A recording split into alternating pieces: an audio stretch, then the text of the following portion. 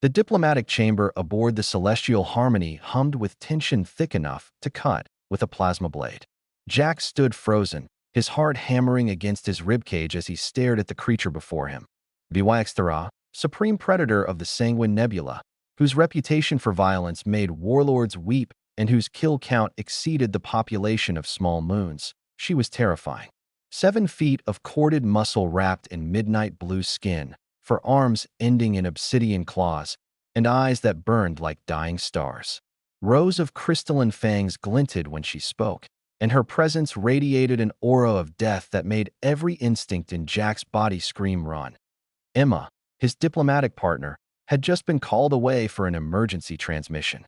She'd specifically told him, "Don't say anything stupid."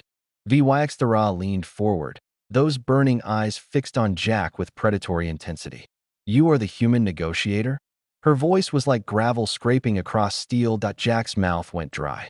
This was it, his moment to represent humanity, to show the galaxy that Earth's diplomats were professional, capable, worthy of respect.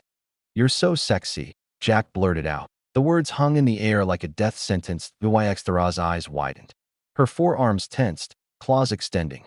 Around the chamber, her honor guard of equally lethal warriors shifted, hands moving to weapons.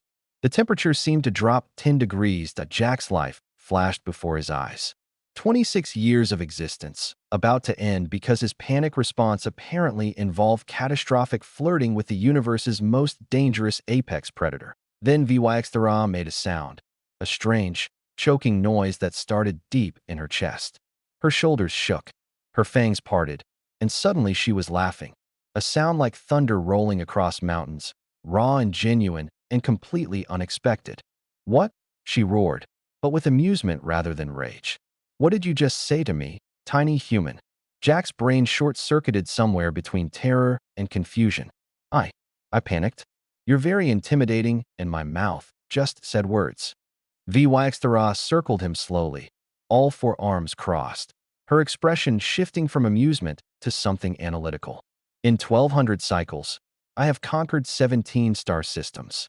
I have fed on the life force of 10,000 warriors. I have made entire species extinct with my bare hands." She leaned down until her face was inches from his. "And you think I'm sexy?" Objectively speaking, Jack heard himself say, apparently having lost all connection between brain and mouth. "Yes? You're clearly at the peak of your species' physical form.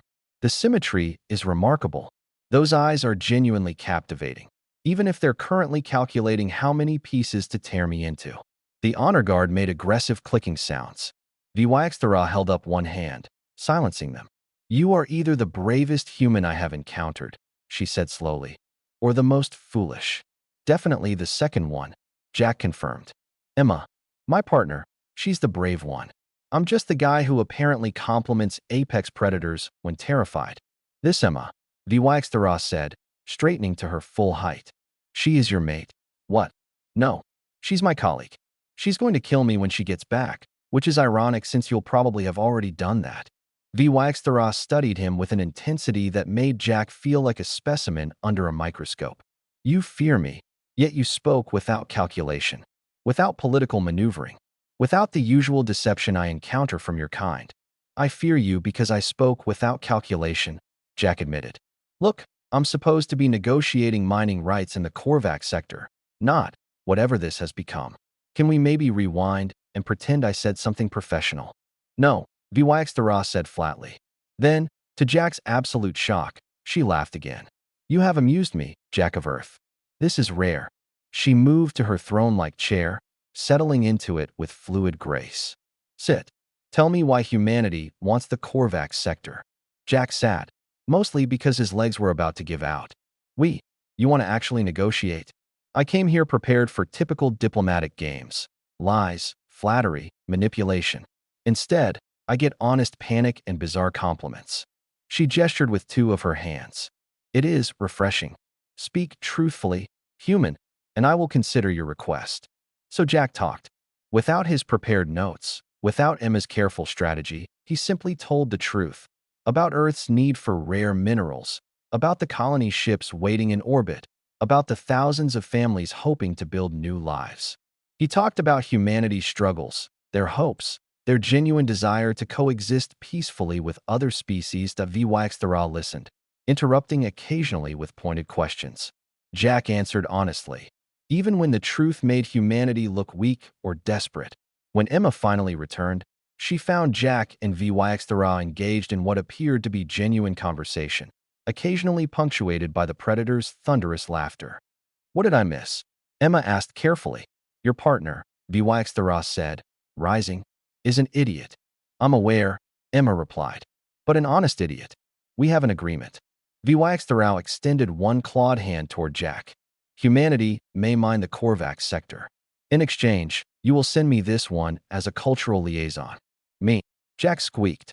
"You called the most feared being in 12 sectors sexy," Vyxthara said, her fangs glinting in what might have been a smile. "Such courage, or stupidity, should not be wasted on simple mining negotiations. You will help me understand your bizarre species." As Emma stared in disbelief and Jack contemplated his bizarre new career path, Vyxthara added, "And human? Next time you panic, I recommend it. Your honesty is far more dangerous than your weapons." "That is very, what did you say? Sexy." She left the chamber, her honor guard following, leaving Jack to face Emma's incredulous expression and the realization that sometimes humanity's greatest diplomatic asset was pure, unfiltered chaos.